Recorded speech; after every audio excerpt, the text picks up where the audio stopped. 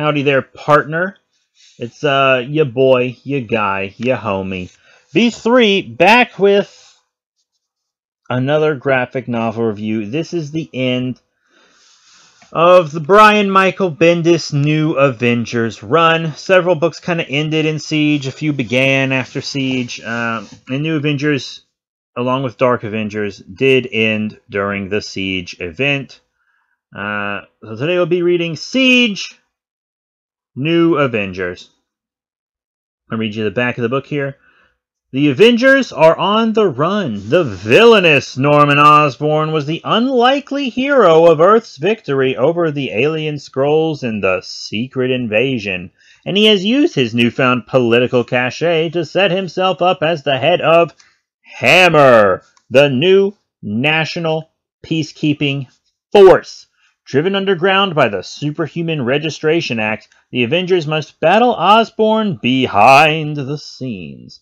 Osborn has anointed the Hood as the new kingpin of crime, and the Avengers must take on a gauntlet of the Hood's cronies, including the Mandrill, the Griffin, and, my personal favorite here, the Purple Man. All the while, Osborn's mania increases as he leads Hammer, the U.S. military, and his own Dark Avengers in an invasion and siege of the fabled city of Asgard.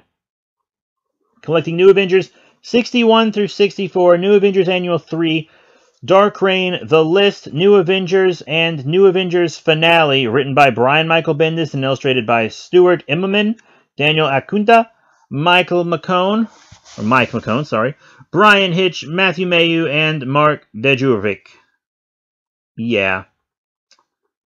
So, we get the annual, which is all about the female members of the team, and there's this, like, weird 3D art for the first part of it, and it was, like, weird, because, you know, Hawkeye went to, well, Ronin, Clint Barton, went to assassinate Norman Osborn, which, of course, didn't work out, and, so all the female members of the team go to rescue his ass, which is pretty dope, and they really kick butt. I just don't like the art. I don't like the art at all. It's so weird. But the story itself was cool. And, you know, they're all kind of debating murder and stuff for a while. They have that conversation multiple times.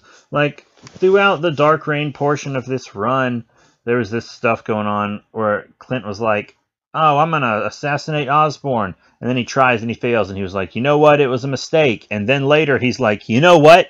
I should assassinate Norman Osborn. Like, don't be fucking stupid, Clint. Damn.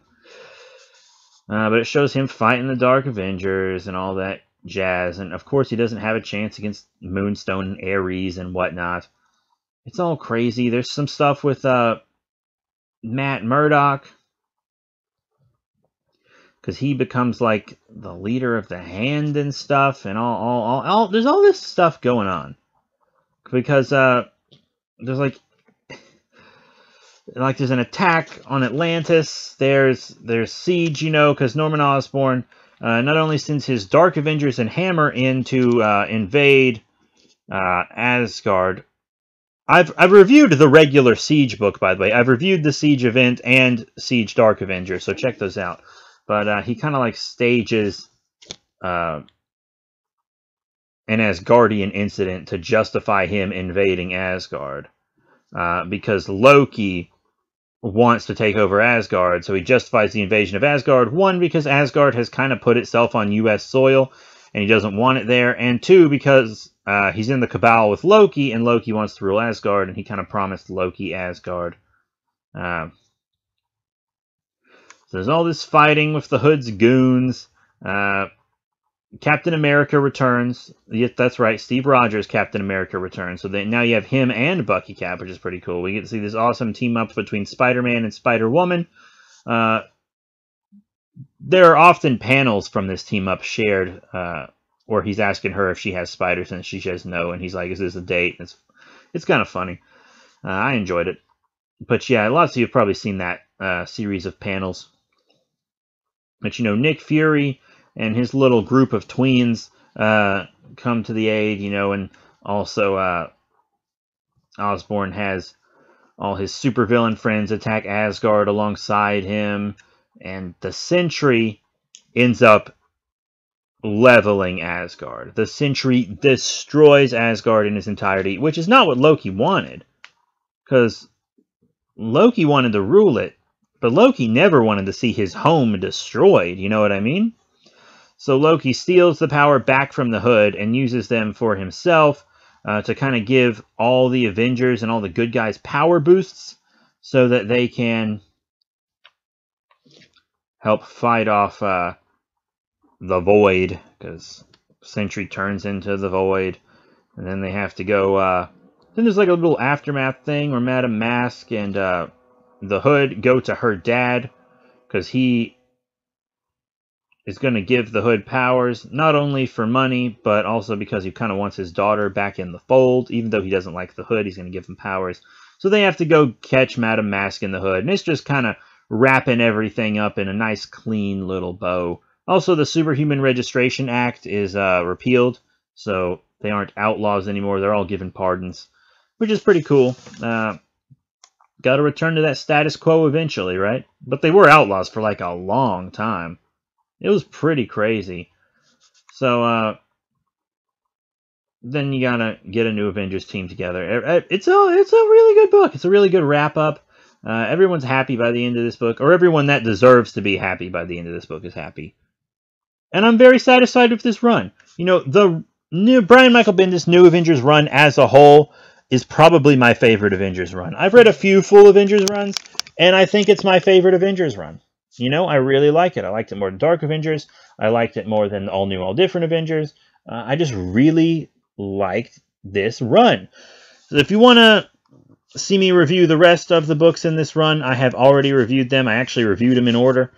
So you can check out our graphic novel review playlist to see the rest.